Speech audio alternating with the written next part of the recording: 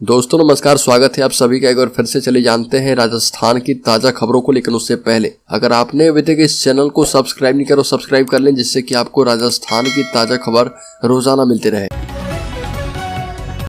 सबसे पहली बड़ी खबर, G20 सम्मेलन ने रोकी राजस्थान के मुख्यमंत्री अशोक गहलोत के हेलीकॉप्टर की उड़ान, नहीं जा सके सांगलिया पीठ।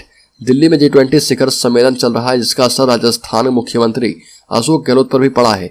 G20 की वजह से सीएम अशोक गहलोत का हेलीकॉप्टर सीकर दौरे के लिए उड़ान नहीं भर पाया।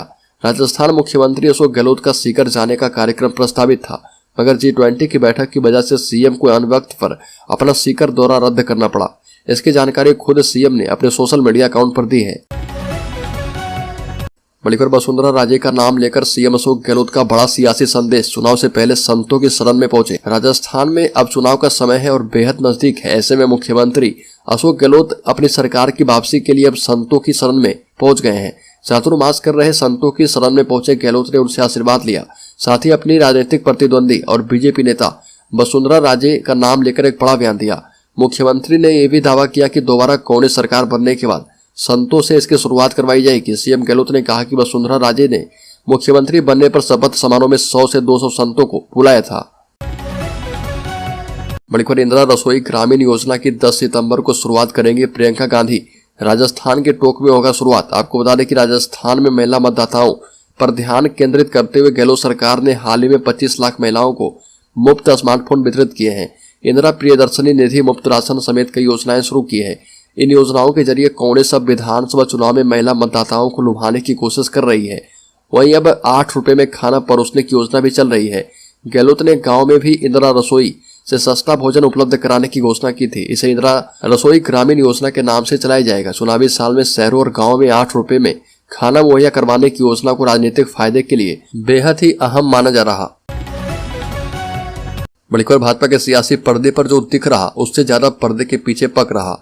राजस्थान इस वक्त पूरी तरह से चुनावी मोड में है। मुख्यमंत्री अशोक गहलोत की ओर से अकेले बल्लेबाजी कर रहे और लेकिन भाजपा में पर्दे पर जो दिखाई दे रहा उससे कहीं ज्यादा पर्दे के पीछे पक रहा। दरअसल भाजपा में अब भी यह तय नहीं है कि राजस्थान में उसका लीडर कौन है। दिल्ली वालों ने राजस्थान की डोर अपनी उंगलियों में बांध ली है और कठपुतलियों को राजस्थान में छोड़ दिया है। ये सभी कठपुतलियां परिवर्तन यात्रा में अपना दमखम दिखा रही हैं। इस वक्त भाजपा ने सबसे बड़ी जो सियासी चाल चली है उसमें पूर्व मुख्यमंत्री वसुंधरा राजे को पूरी तरह से सक्रिय कर दिया है, लेकिन अभी कमान नहीं सौंपी है। भाजपा में सत्ता की छटपटाहट सभी नेताओं को बेचैन किए हुए है और इस बेचैनी में दिल्ली भी शामिल है। बड़ी खबर, अक्टूबर में हो सकता है राजस्थान विधानसभा चुनाव की तारीखों का ऐलान। चुनाव आयोग की तरफ से अक्टूबर 2023 तक राजस्थान विधानसभा चुनाव 2023 के लिए मतदान और मतगणना की तारीखों की घोषणा करने का अनुमान है। राज्य में मतदान एक ही चरण में होने की संभावना है। जैसे ही ECI चुनाव की तारीखों की घोषणा करेगा, आदर्श आचार संहिता तत्काल प्रभाव से लागू हो जाएगा। 2018 के राजस्थान विधानसभा चुनाव में 7 दिसंबर 2018 को एक ही चरण में मतदान हुआ था और 11 दिसंबर 2018 को मतगणना हुई। एक और बड़ी खबर की बात करें तो राजस्थान के जयपुर में पटाखों की आवाज से डरकर विदेशी नागरिक होटल की दूसरी मंजिल से कूदा। जयपुर के जवाहर सर्कल थाना क्षेत्र में एक होटल में ठहरे 33 वर्षीय एक विदेशी नागरिक कथित तौर पर पटाखों की आवाज से डरकर होटल की दूसरी मंजिल से छलांग लगा दी और संवाददाता के मुताबिक उन्होंने बताया कि घायल विदेशी नागरिक को अस्पताल में भर्ती करवाया गया है। पुलिस उपायुक्त ज्ञानचंद्र यादव ने बताया कि नार्वे निवासी फिन वेटन रात को होटल में गिर गया, जिससे उसके एक हाथ और एक पैर में फ्रैक्चर आया। एक और बड़ी खबर की बात करें तो भाजपा सांसद मनोज तिवारी ने सीएम गहलोत पर साधा निशाना। कहा कि राजस्थान में जाने वाली सरकार परिवर्तन संकल्प यात्रा में शामिल होने के लिए उदयपुर पहुंचे भाजपा सांसद मनोज तिवारी ने राज्य की गहलोत सरकार पर जोरदार हमला किया। साथ ही कहा कि जनता को प्रलोभन से काम नहीं चलेगा। यह निश्चित है कि राजस्थान में अशोक गहलोत सरकार जाने वाली है। गहलोत राज्य में बहन बेटियां सुरक्षित नहीं है और रोजाना शर्मसार करने वाली घटनाएं सामने आ रही है। तिवारी उदयपुर में पत्रकारों से बातचीत कर रहे थे। दिल्ली में से सांसद मनोज तिवारी ने कहा कि राजस्थान देश में कई चीजों में पहले नंबर पर है, जिसमें सरकारी भ्रष्टाचार के मामले में भी राज्य पहले पायदान पर है। बड़ी खबर, राजस्थान में 4 परिवर्तन यात्राओं के बड़े संकेत। राजस्थान में सत्ता परिवर्तन के लिए भाजपा 4 दिशाओं से 4 परिवर्तन यात्राएं निकाल रही है। ये यात्राएं 9000 किलोमीटर का सफर करेंगी। बीजेपी ने त्रिनेत्र मंदिर से पहली यात्रा शुरू कर हिंदुत्व के एजेंडे को साधा। वहीं दूसरी यात्रा आदिवासी बाहुल्य वाले बिलेश्वर धाम से निकाली। राजपूत समाज को प्रभावित करने के लिए तीसरी यात्रा की शुरुआत रक्षा मंत्री राजनाथ सिंह से करवाई तो किसानों को पक्ष में करने के लिए चौथी यात्रा का नेतृत्व नितिन गडकरी से किया।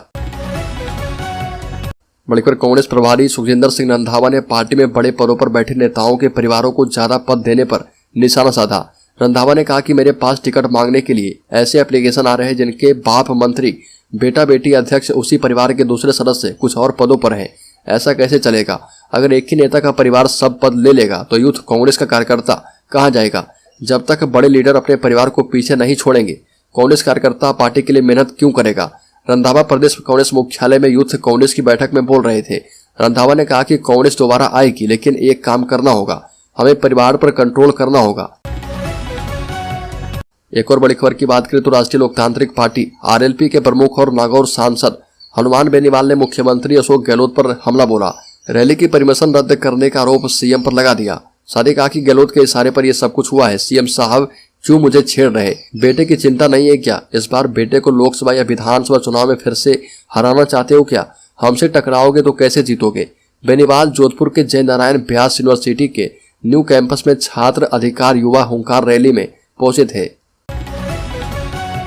बड़ीखबर विधानसभा में लाल डायरी दिखाकर सियासी हलचल मचाने वाले बर्खास्त मंत्री राजेंद्र सिंह गुढ़ा की कांग्रेस छोड़कर शिवसेना में जाने की चर्चा है और यह चर्चा बढ़ गई है। गुढ़ा के बेटे शिवम का 18वां जन्मदिन सेलिब्रेट करने खुद शिवसेना शिंदे प्रमुख और महाराष्ट्र के मुख्यमंत्री एकनाथ शिंदे उदयपुर वाटी आ रहे। बताया जा रहा है कि वो इस मौके पर गुढ़ा के शिवसेना ज्वाइन करने की घोषणा भी कर सकते हैं। कुछ दिन पहले शिवसेना के प्रदेश प्रमुख चंद्रराज सिंघवी ने भी एक ट्वीट करके इस ओर इशारा किया था। सिंघवी ने राजेंद्र गुढ़ा सहित कई मुद्दे पर बात की थी। बड़ीखबर राजस्थान में किसानों को साधने की तैयारी। प्रधानमंत्री फसल बीमा योजना को लेकर सीएम गहलोत ने दिए जरूरी आदेश। राजस्थान में चुनाव होने वाले हैं, अब किसानों के लिए राहत देने की तैयारी तेज है।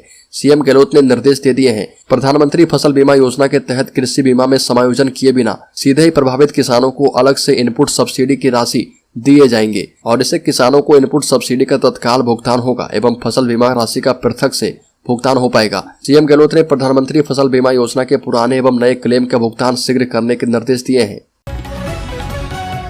एक और बड़ी खबर की बात करें तो इंद्र देवता की बेरुखी से राजस्थान में फसल खराब, किसानों को मिल सकती है राहत। गहलोत करेंगे बड़ी घोषणा। राजस्थान में बारिश की कमी से तबाह हो रही खरीफ की फसलों पर गहलोत सरकार ने गंभीरता दिखाई है। मुख्यमंत्री अशोक गहलोत जल्द किसानों के हित में बड़ी घोषणा कर सकते हैं।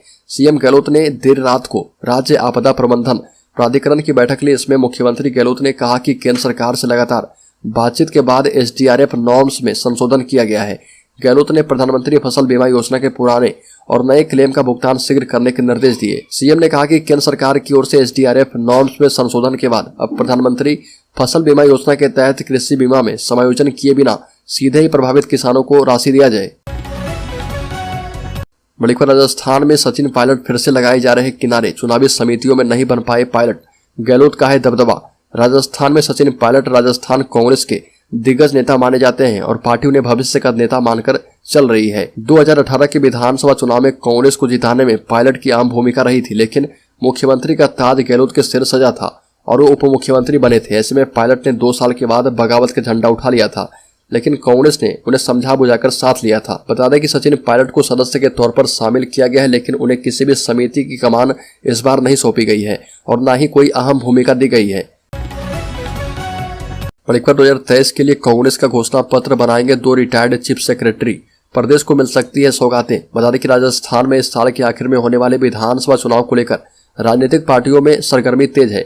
चुनावी रणनीति बनाने के लिए भाजपा और कांग्रेस दोनों ही लगातार बैठकें कर रही है। मिली जानकारी के मुताबिक राजस्थान की मैनिफेस्टो कमेटी में शामिल 2 रिटायर्ड चीफ सेक्रेटरी कांग्रेस का घोषणा पत्र बनवाएंगे।